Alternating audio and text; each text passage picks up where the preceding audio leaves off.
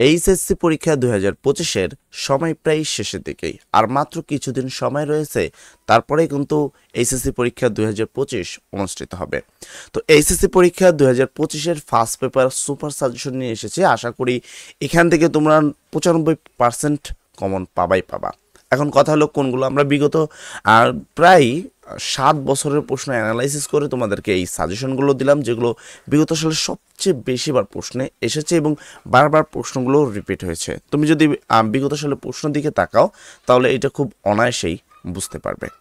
সর্বপ্রথম যদি আমি বলি HSC English first paper suggestion 2025 100% common আসবে আশা করি।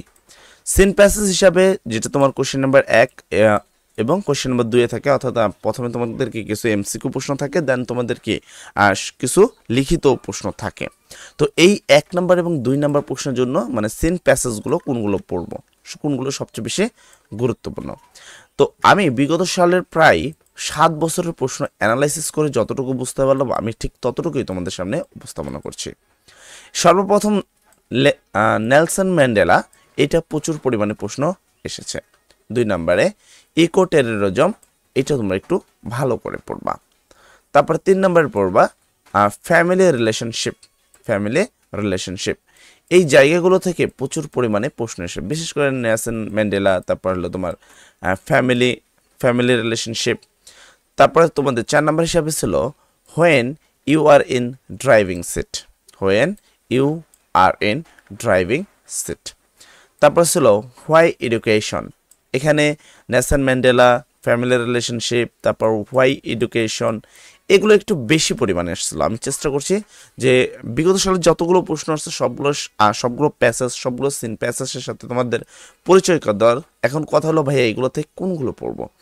তো এই যে যেমন আমি যদি এখানে বলি নেলসন ম্যান্ডেলা সম্পর্কে, নেলসন ম্যান্ডেলা থেকে তুমি যেটা পড়বা, ঠিক আছে, নেলসন ম্যান্ডেলা থেকে তোমার পড়তে হবে হলো বিগত সালের, যেমন 2019 সালের প্রশ্ন, 2023 সালের প্রশ্ন, 2024 সালের প্রশ্ন। মোটামুটি এই যে সালের যে প্রশ্নগুলো রয়েছে এগুলো যদি পড়ো তাহলেই হবে। আমি এখানে যতগুলো সিন প্যাসেজ দেখাচ্ছি সেই জায়গা থেকে এই প্যাসেজের উপরে বিগত সালে দেখো প্রচুর প্রশ্ন এসেছে। সেখানে 19, 23 এবং 24-কে সবচেয়ে বেশি গুরুত্ব দিয়ে পড়বা, তাহলেই 100% কমন পাবা আশা করি। 6 নম্বর হিসাবে রয়েছে as a child you must. তারপরে এরপর রয়েছে আই হ্যাভ এ ড্রিম, খুবই গুরুত্বপূর্ণ একটি সিন প্যাসেজ। তো এখান থেকে বিগত সালে প্রচুর পরিমাণে প্রশ্ন এসেছে। তারপরে 8 নম্বর হিসাবে তোমাকে পড়তে হবে আমেরিগো এ স্ট্রেট চাইল্ড। তারপর পড়তে হবে শেখ কামাল। এখানে আমেরিগো এ চাইল্ড বা মাই নেম ইজ আমেরিগো, এখান থেকে গুরুত্বপূর্ণ প্রশ্ন রয়েছে। 10 নম্বর হিসাবে তোমাকে পড়তে হবে স্কলিং এ মাউন্টেন পিক। তারপরে 11 নম্বর পড়তে হবে ইন বাংলাদেশ ফোক মিউজিক। এই ফোক মিউজিকটা খুবই গুরুত্বপূর্ণ তোমাদের জন্য, ঠিক আছে। এই ফোক মিউজিকটা প্রচুর পরিমাণে প্রশ্ন এসেছে, তুমি যদি ভালো করে খেয়াল করো। 12 নম্বরে পড়তে হবে the storm and stretch of adolescence. 13 নম্বর হিসেবে পড়তে হবে ইউনিভার্সিটি শুড নেভার। 14 নম্বর হিসেবে পড়তে হবে one of the source of water. আমি এখানে দেখো যেগুলোর উপরে স্টার দিচ্ছি সেগুলো সবচেয়ে বেশি গুরুত্বপূর্ণ, তাই ওইটার উপরে স্টার দেওয়া হচ্ছে। আর অনেকগুলোর উপরে আমি স্টার দিচ্ছি না, জাস্ট এগুলো বিগত সালে প্রশ্ন এসেছে বা 2025-এ আসতে পারে এরকমের জন্য সেগুলোকে স্টার দেওয়া হচ্ছে না, ঠিক আছে। তারপরে তুমি যদি এখানে খেয়াল করো, এখানে বলছে ওয়াটার এভরিওয়্যার। তারপর তোমাকে পড়তে হবে হাকাকুল্লো হোয়ার ইজ, তারপর ব্রিটিশ বাংলাদেশ। এখানে তোমাকে যেটা পড়তে হবে one of the source of water, খুবই গুরুত্বপূর্ণ তোমাদের জন্য, ঠিক আছে। তো এইটাকে তোমরা একটু বেশি গুরুত্ব দিয়ে পড়বা। এই তো ফার্স্ট পেপার মানে সিন প্যাসেজের জন্য এনাফ পরিমাণ পড়ে নিয়েছো। এতটুকু যদি পড়তে পারো, বিশেষ করে 1 নম্বর এবং 2 নম্বর প্রশ্নকে অ্যানালাইসিস করে পড়তে পারো, বিগত সালের যে প্রশ্নগুলো দেখালাম 19, 23 এবং 24, এগুলো যদি পড়তে পারো আশা করি আর কিছু পড়ার প্রয়োজন পড়বে না। তারপরে তোমাদের আরেকটা সিন প্যাসেজ থাকে যেটা সামার রাইটিংয়ের জন্য থাকে, সেটা কোশ্চেন নাম্বার 3-এ থাকে তোমাদের। তো এখন সামার রাইটিংয়ের জন্য কী পড়বা, অলরেডি তুমি যেহেতু ওগুলো যদি পড়ে থাকো, ওই 17টা যদি সিন প্যাসেজ পড়ে থাকো, তাহলে আলাদাভাবে আশা করি তেমন পড়ার প্রয়োজন নেই, কারণ ওগুলোকে এখানে গুরুত্বপূর্ণ বলা হয়েছে বা ওই প্রশ্নগুলোই ম্যাক্সিমাম এখানে এসেছে। কিছু ব্যতিক্রম রয়েছে, যেমন ধরো নেলসন ম্যান্ডেলা, এটা আমরা পূর্বেও দেখেছি। 2 নম্বরে তোমাকে পড়তে হবে ফ্যামিলি রিলেশনশিপ ছিল। 3 নম্বরে তোমাকে পড়তে হবে হোয়াই এডুকেশন, যে প্যাসেজটা আছে সেটা, তারপর আই হ্যাভ এ ড্রিম, তারপর অ্যাডোলেসেন্ট অ্যান্ড সাম। তো এখানে তুমি যদি খেয়াল করো, এখানে নতুনত্বভাবে এই 6 নাম্বারটাকে আমি দেখেছি, যেটা তোমাদেরকে ফার্স্ট 1 আর 2 নাম্বার কোশ্চেন না আসলেও 3 নাম্বার কোশ্চেন এটাকে দেখা গেছে, দ্য আনফরগেটেবল হিস্টোরি। এই দ্য আনফরগেটেবল হিস্টোরিকে তোমাকে ভালো করে পড়তে হবে, ঠিক আছে।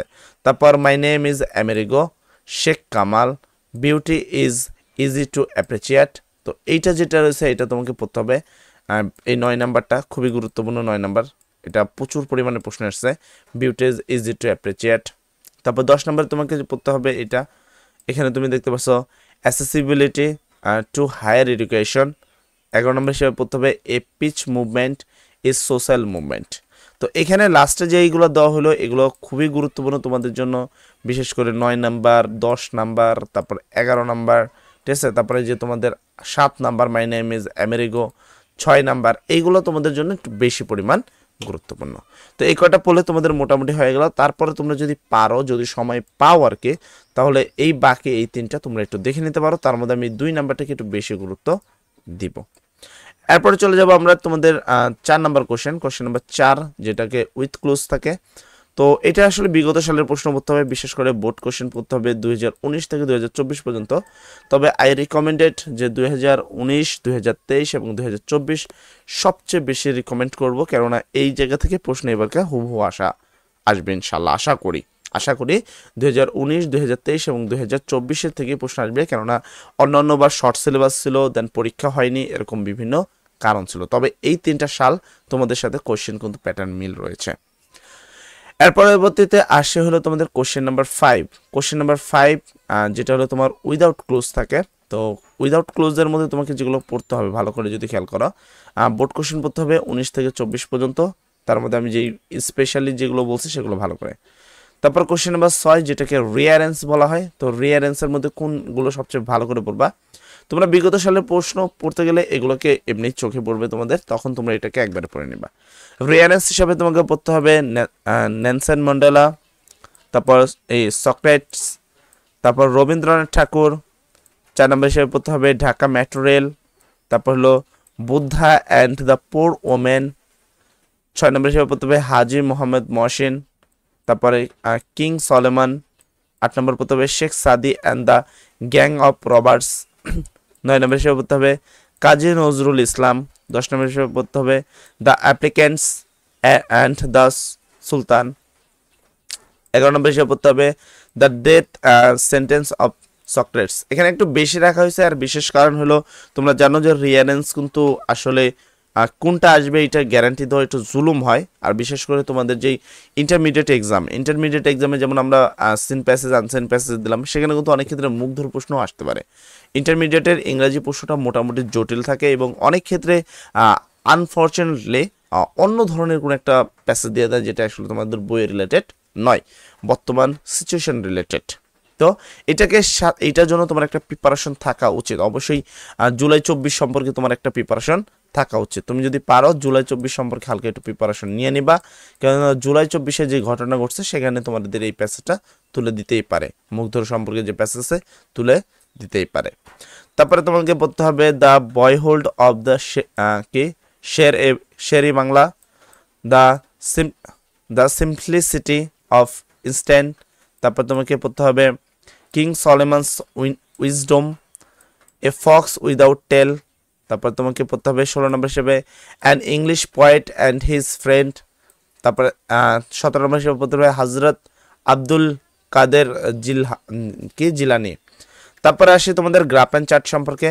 গ্রাফ চার্ট হিসাবে তোমরা কোনগুলো পড়বা? তো আমি এখানে তোমাদেরকে দেখা দিচ্ছি গ্রাফ চার্ট হিসাবে তোমাকে কোনগুলো পড়তে হবে। সর্বপ্রথম তোমরা পড়বা the number of people living below the poverty line. তারপর 2 নম্বর হিসেবে the important and uses of English. এই যেগুলো দেওয়া হচ্ছে, তুমি চাইলে, যদিও ইন্টারমিডিয়েটের জন্য আমি ফরম্যাট ইউজ করতে নাই বলবো, যত ভালো হয় যে হুবহু পড়াটাই বেটার হয়। যদি এসএসসি হতো তাহলে অবশ্যই তোমাদের বলতাম ফরম্যাট পড়ো, বাট তারপরেও দুর্বল স্টুডেন্টের জন্য ফরম্যাট আমরা অবশ্যই দিব, রাইটিং প্যাডে ফরম্যাটগুলো দেওয়া হবে। তবে আমি তোমাদেরকে ভালো স্টুডেন্টগুলোকে রিকমেন্ড করব যে ফরম্যাট না পড়ে এই যেই গ্রাফ চার্টগুলো তোমাদের দেখাচ্ছে, এই গ্রাফ চার্টগুলো পড়ে নিলে ইনশাল্লাহ আশা করি আর তোমাদের প্রয়োজন পড়বে না, কারণ ফরম্যাটে সবসময় মনে রাখবা মার্ক কিন্তু কম দেওয়া হয়। তবে একটা কথা আছে না, নাই মামার থেকে কানা মামা ভালো, তো যারা কিছুই পারে না তাদের জন্য আসলে ফরম্যাটটা অনেক বড় বিষয়। যাই হোক, পরবর্তী আসে গ্রাফ চার্টের ফরম্যাট অলরেডি আমার চ্যানেলে দেওয়া আছে, তুমি চাইলে ওখান থেকে দেখতে পারো। তারপর এখানে পড়তে হবে the literature rate of Bangladesh, তারপর পড়তে হবে the choose of professions by different type peoples, about competitive selling rate আর different type of books in 21শে বইমেলা। তারপর তোমাকে পড়তে হবে the gradual rate of internet users in Bangladesh. তারপর পড়তে হবে about the mobile phone users, about the hazard of adolescence girl in Bangladesh, হাজার টপ বাংলাদেশ। আচ্ছা, তারপর পিচার্ট সম্পর্কিত তোমরা কিছু পড়তে পারো, যদি আই হোপ যে পিচার্ট আসে না তোমাদের ক্ষেত্রে, তারপরে তোমরা এই 4টা পিচার্ট তোমরা এখানে দেখে নিবা তোমাদের জন্য। আর story writing question number 8, story writing হিসাবে তোমাদেরকে এইগুলো দেখতে হবে। An honest wood cutter, grasp all lose all, তারপর অ্যান্ড এন এ ড্রপ, তারপর money can not bring happiness, two friends and he bear, unity is স্টেটস, King Lear and his 3 daughters, Nobody Believes a Liar, Golden Touch অথবা king মিডালস, তারপর হলো dress doesn't make a man great. তারপরে তোমাদের করতে হবে question 7 informal letter, যেখানে জন্য 10 মার্ক থাকবে। তো এখানে আমি সেগুলো দেখা দিচ্ছি, যেমন পড়তে হবে plan after a SS exam, congratulation a brilliant result, make a sister, brother our কোভিড-19, ব্যাড ইফেক্ট অফ স্মোকিং, তারপর থ্যাঙ্কস ফর ব্রিলিয়ান্ট কি বার্থডে গিফট, তারপর bad effect of using mobile phone, important of reading news paper অথবা English, learning English, thank you বা congratulation your friend for any gift, তারপর describe a tour আর a historical place বা story tour.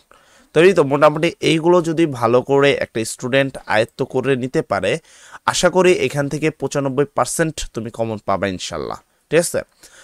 তো এখানে তোমাদেরকে যেগুলো করতে হবে, একটু ভালো করে বিষয়গুলো ভালো করে পড়তে হবে, যত ভালো করে পড়বা তত কিন্তু পাবা।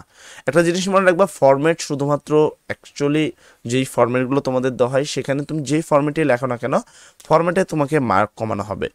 এটা এসএসসিতে ইজিলি মার্ক দিয়ে দেয়, ভালো করে চেক করে না, ইন্টারমিডিয়েটে ভালো করে চেক করা হয়, এবং কলেজ তোমার এরপর যখন ভার্সিটি লেভেল যাবে তখন তো একবারে খুঁটিনাটি সহ চেক করা হয়। ইংরেজিতে কিন্তু প্রচুর পরিমাণে ফেল আসে। তো আমি তোমাদের রিকমেন্ড করবো, আমি যে passage, seen passage, unseen passage question যেগুলো দিলাম, যে সালগুলো বললাম, বিশেষ করে তোমাদেরকে 19 সাল, ঠিক আছে, তারপর 23 সাল এবং 24 সালের যে বোর্ডগুলো রয়েছে, এই বোর্ডগুলো যদি ভালো করে প্র্যাকটিস করো, তাহলে আশা করি ইংরাজি নিয়ে তোমার আর কোনো টেনশন করতে হবে না ইনশাল্লাহ।